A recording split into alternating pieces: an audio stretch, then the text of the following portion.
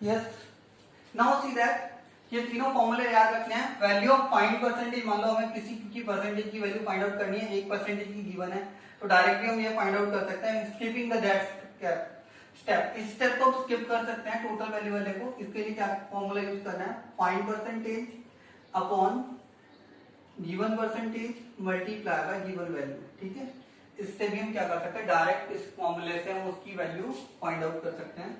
ये तीन फॉर्मूले हमें क्या करने, याद रखने हैं। अब बात करते हैं इसकी क्वेश्चन की। अब देखो 20 people like classical music, number of people served. तो फर्स्ट का जो आंसर हो जाएगा, यस, आंसर ऑफ फर्स्ट क्या हो जाएगा, टोटल वैल्यू फाइंड आउट करनी है। टोटल वैल्यू फाइंड आउट करनी, टोटल वैल्यू का फॉर्मूला बताया था अभी, क्या है, 100 upon given percentage multiply by given value. तो देखो 100 अपॉन गिवन परसेंटेज कितनी है, क्लासिकल के लिए जो परसेंटेज है वो कितनी है, 10 है। कितनी है, 10, और मल्टीप्लाई बाय कितनी हो जाएगी, गिवन वैल्यू कितनी है हमारी, 20 है। यस, तो कितना हो जाएगा, 10 से कैंसिल करेंगे तो 200 हो जाएगी। कितने होंगे टोटल पीपल सर्वेड, कितने होंगे, 200। सेकंड क्या है, which type of music is like most. ये डायरेक्टली आंसर दे सकते हैं हम इसका। देखो जिसकी परसेंटेज सबसे ज्यादा है वो क्या होगा, सबसे ज्यादा होगा, तो लाइट म्यूजिक, लाइट म्यूजिक। ध्यान रखना मैक्सिमम वाला क्वेश्चन है, अगर कोई क्वेश्चन आता है कि मैक्सिमम पीपल लाइक या maximum listen, that is also the same answer, क्योंकि उसी को ज्यादा सुना जाएगा तो सबसे ज्यादा लाइक होगा, light music. Clear about it. और इसका जो लास्ट पार्ट है, थर्ड पार्ट जो है, उसका जो सॉल्यूशन हो जाएगा वो क्या होगा। यस, देखो थर्ड क्वेश्चन क्या कहता है कि 1000 CDs are given, then each type of CDs are there, each type of CDs are there.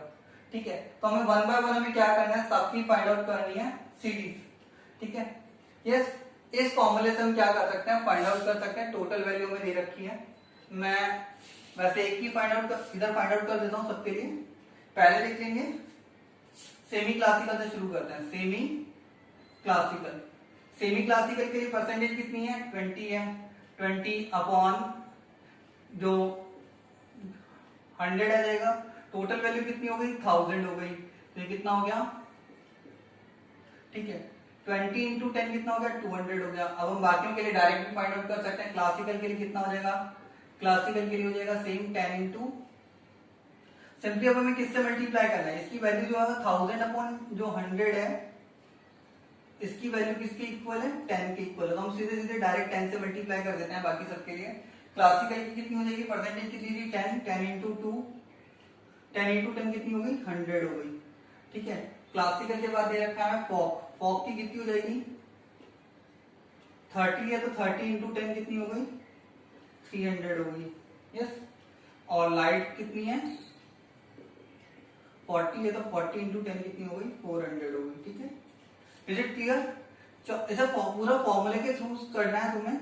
मैंने यहाँ पे डायरेक्ट लिख ली है इसकी वैल्यू 1000 अपॉन 100 की। यस, कई बार हमारा क्वेश्चन एमसीक्यू में आता है तो यहाँ पे हम डायरेक्टली इस तरीके से कर सकते हैं। तो हमारा जो हो जाएगा, देखो आंसर क्या हो जाएगा, सेमी क्लासिकल, सेमी क्लासिकल कितनी है, 200, classical 100, folk 300 and light that are 400। Light music को पसंद करने वाले कितने हैं, 400 है। Up to here it is clear, यहां तक समझ में आ गया होगा।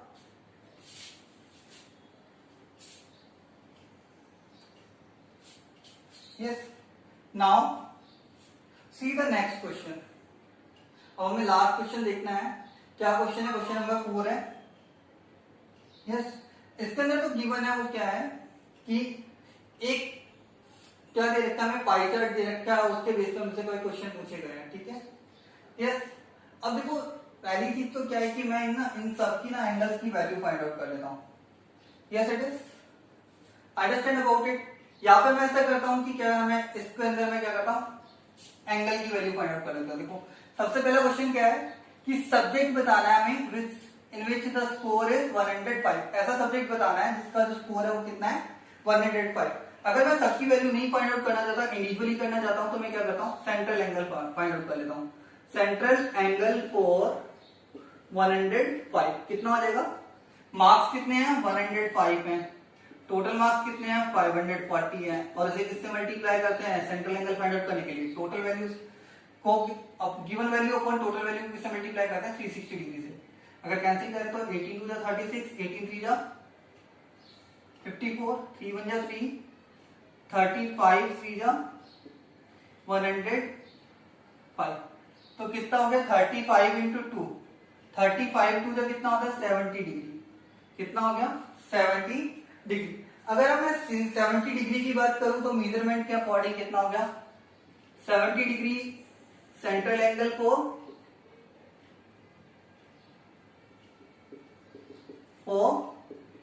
किसके लिए है हिंदी के लिए। तो इसका जो आंसर हो जाएगा वो क्या हो जाएगा हिंदी हो जाएगा। मींस ऐसा सब्जेक्ट कौन सा है जिसके अंदर जो है जो 105 स्कोर हुआ है वो कौन सा है हिंदी है। Is it clear? Understand that. Now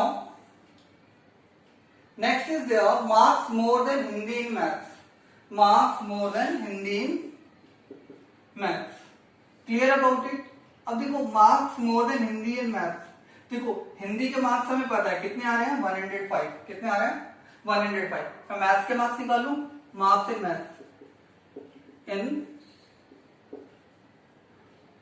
in maths कितना हो जाएंगे। देखो जब भी हमें किसी की वैल्यू निकालनी होती है तो वैल्यू के लिए फॉर्मूला क्या होता है सेंट्रल एंगल। सेंट्रल एंगल कितना है मैथ्स का 90 डिग्री। कितना है upon 360 degree. Given angle upon 360 degree multiply by क्या करना होता है टोटल वैल्यू। किससे मल्टीप्लाई करेंगे टोटल वैल्यू। तो ये ध्यान रखने वाली चीज है। यहाँ पे मैंने नहीं लिखवाया था, यहाँ मैंने परसेंटेज वाले फॉर्मूले यूज किए थे। ठीक है, तो यहाँ पे मैं एंगल वाला फॉर्मूला लिखवा देता हूँ।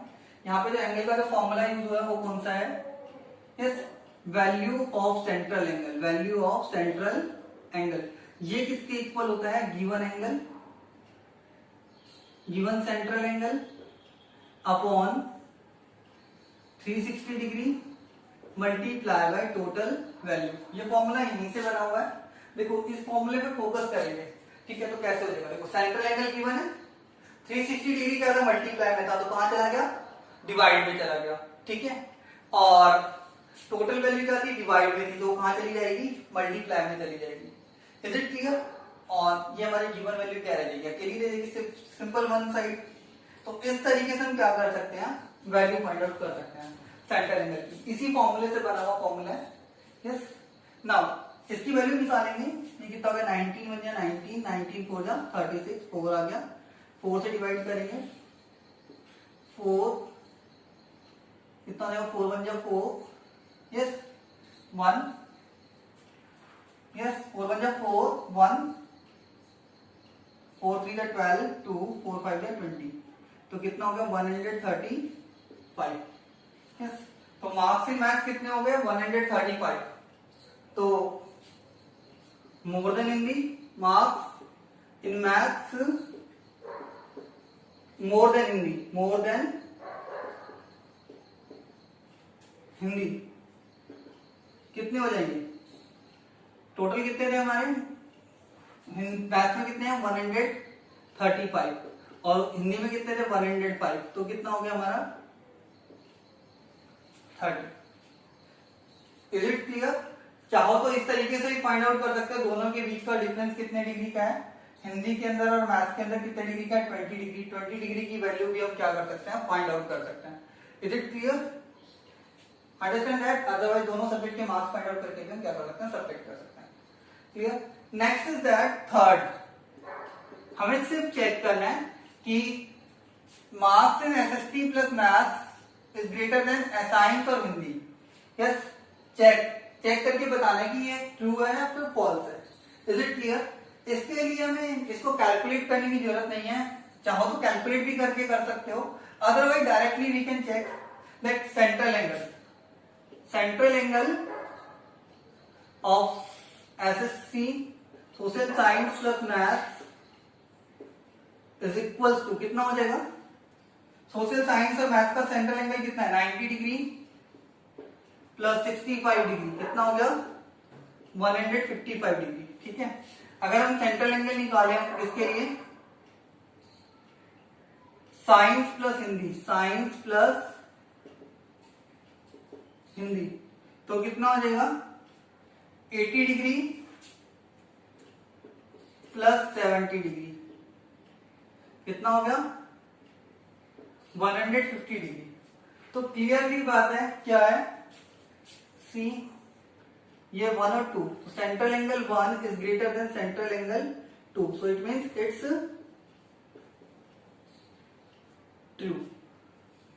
मीन साइंस प्लस मैथ्स के जो मार्क्स हैं वो क्या है, साइंस और हिंदी के मार्क्स से क्या है ज्यादा है। चाहो तो इंडिविजुअली फाइंड आउट करके चेक कर सकते हो, नहीं तो सेंट्रल एंगल से क्या कर सकते हैं हम कंपेयर कर सकते हैं। Is it clear? मैं इसे यहां लिख देता हूं। यस, अब क्या होमवर्क इज दैट कि तुम्हें ये क्या करनी है, एक्सरसाइज 5.2 क्या करनी है, सॉल्व करनी है जितने भी क्वेश्चन गिवन है। ये वाला एग्जांपल जरूर कर लेना जो एग्जांपल मैंने सॉल्व किया यहाँ पे समझाया। इसके अलावा बाकी दोनों क्वेश्चन भी इंपॉर्टेंट है। एक क्वेश्चन और है पाई चार्ट से based, I think one more question is given, question number 5 it is, उसे अच्छे से करना। यस, सेम पहले क्या फाइंड आउट करना है, सारे सेंट्रल एंगल फाइंड आउट करने हैं और फॉर्मूले राइट कर लेना, जो भी फॉर्मूले लिखवा रखे हैं, जैसे ये वाला फॉर्मूला हो गया, ये हो गया, यस, और एक कौन सा हो गया, ये हो गया। ठीक है, ये 3 फॉर्मूले जरूर याद रखने हैं, value of central angle and total value, percentage value and value of pi percentage. ठीक है, इसके अलावा पाई चार्ट के बारे में देख लेना, ग्रुप डेटा अनग्रुप डेटा के लिए यूज होता है, सर्कुलर फॉर्म होती है, इसके अंदर जो रिप्रेजेंट किया जाता है वो किससे रिप्रेजेंट किया जाता है, सेक्टर से रिप्रेजेंट किया जाता है यूजिंग सेंट्रल एंगल, किसके द्वारा, सेंट्रल एंगल के द्वारा रिप्रेजेंट किया जाता है। परसेंटेज के अंदर टोटल अगर हम नहीं कर सकते हैं तो कितना होगा, 100% होगा, टोटल नहीं गिवन है। और अगर एंगल दिया है तो उसका जो सम होगा वो डायरेक्टली कितना लेना है, हमें 360 डिग्री लेना है, क्योंकि कंप्लीट एंगल जो होता है वो कितना होता है, 360 डिग्री होता है। और एक और चीज याद होगी तुम्हें शायद, one thing you are studied earlier also, that sum of all angles around a point is equals to 360 degree. Thank you. Do the given question.